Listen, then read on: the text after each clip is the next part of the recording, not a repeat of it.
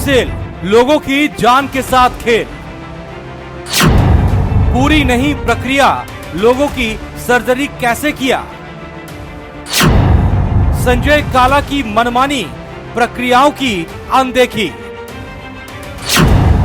प्रशासन है मौन, सवाल करेगा कौन। यूपी के कानपुर में गणेश शंकर मेडिकल कॉलेज में स्टेम सेल ट्रीटमेंट के नाम पर जमकर खेल हो रहा है। कॉलेज के मौजूदा प्रिंसिपल ने स्टेम सेल थेरेपी के लिए निर्धारित व्यवस्था की धज्जियां उड़ाकर सैकड़ों लोगों पर मनमाने तरीके से ट्रायल किए हैं। इसके लिए ऐसे जरूरतमंद मरीजों का चयन किया गया जो परेशान थे, अपनों की ठीक होने की उम्मीद छोड़ चुके थे। इसी उम्मीद का फायदा जीएसवीएम के प्रिंसिपल संजय काला ने उठाया। संजय काला से जब प्राइम न्यूज ने मरीजों से पैसे के लेन देन की बात पूछी तो संजय काला प्राइम न्यूज के कैमरे पर चीखता नजर आया, खींचता नजर आया और इस बात को सिरे से नकार दिया कि किसी मरीज से इलाज के नाम पर पैसे लिए। कहाँ पैसे ले जा रहे हैं? पेशेंट से पैसे? क्या, कौन से पैसे लिए गए? आप बता दीजिए, प्रमाण दीजिए। पेशेंट कर रहे हैं। कौन कर रहा है? पेशेंट कर रहा है भैया। मिनिमम चार्जेस जो आपने नहीं, चार्जेस हमारे यहाँ पे जो ओटी चार्जेस है वो लेते हैं हम, मेडिकल कोई लेता और जिसे लेने ले, हम हमारे यहाँ कोई पैसे नहीं जाते। ना सामान हमारे इश्यू होता, ठीक है, ना हमारे यहाँ पे कोई ड्रग हाउस है, ना हमारे यहाँ पे कोई चीज है जी, ठीक है ना। जो पेशेंट है अपना, सर यही तो सवाल उठ रहा है कि जब कोई लैब नहीं है, कुछ चीज नहीं है, स्टेम सेल एक बात तो सुनिए, मिनिमल पेल्विसिन लैब की आवश्यकता नहीं है। दूसरी बात, लैब आप हमेशा आउटसोर्स कर सकते हैं, है ना। हमारा आईटी से एमओयू है जिसमें हम कल्चर नहीं कर रहे हैं। सबसे बड़ी बात है वो आदमी यही चीज तो छुपा रहा है कि भाई ऑटोलॉगस है, ऑटोलॉगस में कल्चर की आवश्यकता ही नहीं है ना। लैब की आवश्यकता तब पड़ती है कल्चर। और रही बात CD4 की, वो हम आउट 2-3 जो उस लड़की ने कराया वो लाल पैथोलॉजी से करा ली। सब पेशेंट ने थोड़ा कराया, उससे अनुमति लेते हुए लाल पैथोलॉजी से करा ली जाए। प्राइम न्यूज के संवाददाता विवेक त्रिपाठी ने जब पूछा कि लोगों की जान की परवाह किए बिना कैसे सैकड़ों लोगों पर स्टेम सेल का ट्रीटमेंट किया तो संजय काला साफ तौर पर मुकर गया। स्टेम सेल थेरेपी को लेकर जब BS राजपूत का नाम आया तो डॉक्टर काला इस बात से साफ इनकार कर गए कि उन्होंने BS राजपूत को कभी गेस्ट फैकल्टी के तौर पर बुलाया।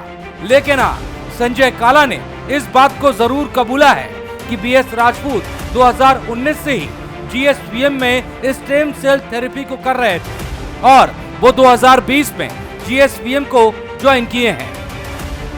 चीजें जैसे BS राजपूत कैसे आ गए यहाँ पर, क्योंकि BS डॉक्टर ऐसा है, NMC किसी को भी NMC में नॉर्म्स है, हम किसी को भी रख सकते हैं फैकल्टी। वो कैसे नहीं आ सकते? कोई भी एलिजिबिलिटी तो होनी चाहिए ना। एलिजिबिलिटी है ना,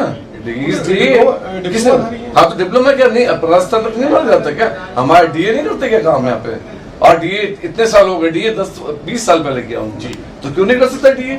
MBBS भी आ सकता है यहाँ पे एज अ फैकल्टी, जो ये NMC के नॉर्म्स के हिसाब से MBBS भी आ सकता है ना, तो हर भी आ सकता है। नहीं, एक्चुअली में ये मुझसे रिलेटेड नहीं है। पहली बात तो ना तो मैंने उनको जो लिया था पुराने भूतपूर्व प्राचार्य ने लिया था, मैंने नहीं लिया था 2019 में, तब मैं यहाँ था ही नहीं, मैं तो आगरा में था। उनके बैचमेट हैं, उन्होंने लिया था, मैंने उनका काउंटरेशन किया था। और वो ऑटोलॉगस आप ही के ब्लड में अगर आप पे चढ़ा दूं तो कौन सा इसमें ड्रग एक्ट में आता है? तो राजपूत यहाँ पर आए और चलिए आपने नहीं किया उनको, वो पहले से लेकिन वो आए उसके बाद फिर उन्होंने प्राइवेट वो फॉर्च्यून, भैया वो तो प्राइवेट प्रैक्टिशनर है, वो तो अपने मुंबई में प्राइवेट करते हैं। भाई आप किसी भी प्राइवेट प्रैक्टिशनर को अपने यहाँ पे एज अ गेस्ट फैकल्टी ले सकते हैं, ये तो NMC के नॉर्म्स के हिसाब से मैं समझ रहा हूँ, आई कैन अंडरस्टैंड। लेकिन प्राइवेट यहाँ पर जो आपका रिसर्च है जिसको अमेरिकन जर्नल ने पब्लिश किया है और टॉप 10 में रखा है, वो ये कह रहे हैं कि प्राइवेट जो हॉस्पिटल्स में हुई है वो आप उसमें कैसे शामिल कर? कहाँ हमने शामिल किया? दिखाई पेपर में कहाँ लिखा हमने प्राइवेट अस्पताल को शामिल किया?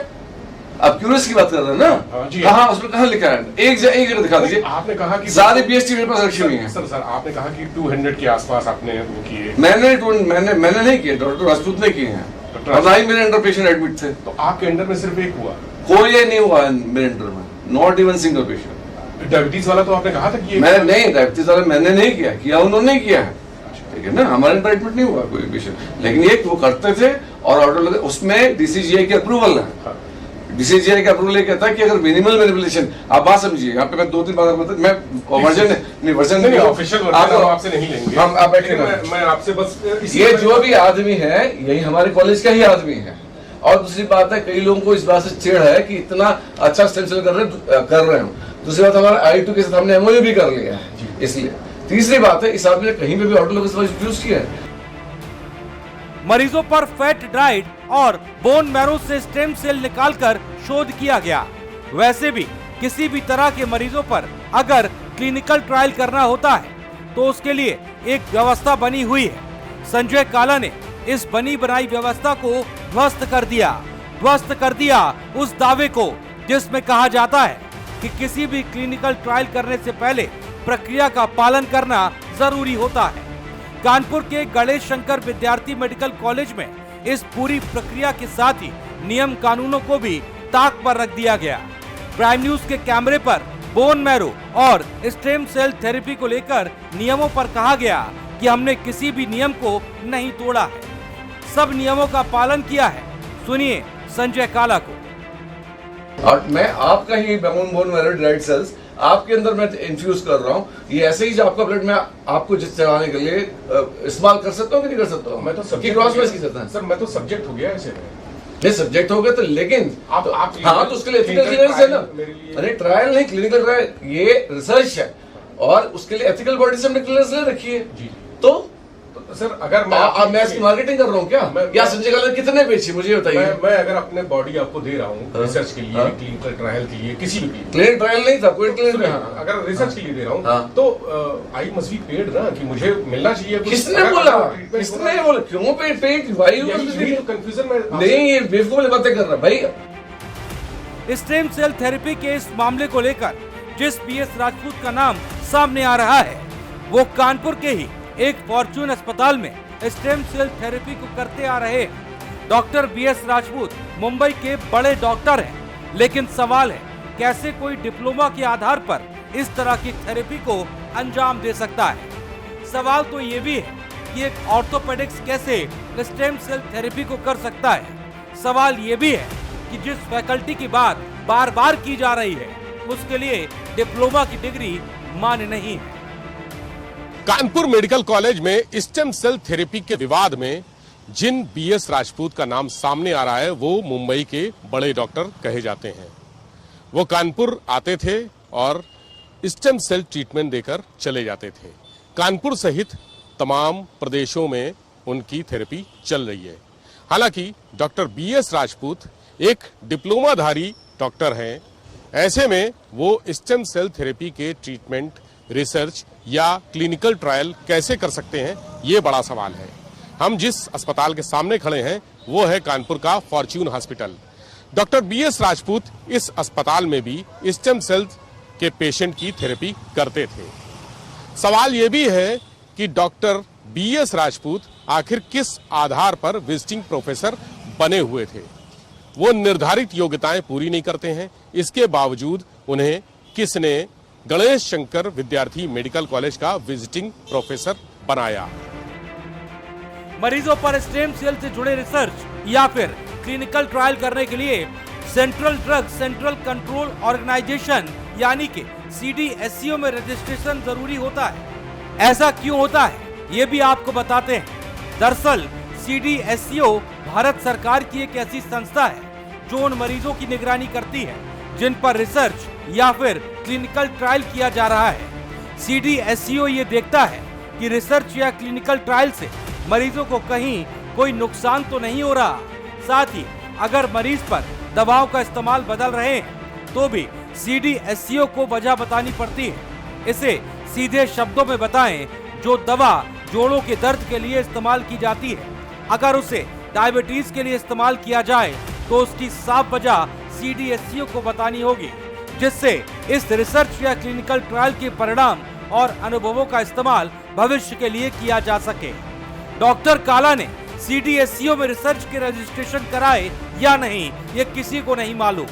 अगर रजिस्ट्रेशन कराया और ड्रग यूज बदला तो उस पर CDSCO की क्या प्रतिक्रिया रही ये भी कोई नहीं जानता।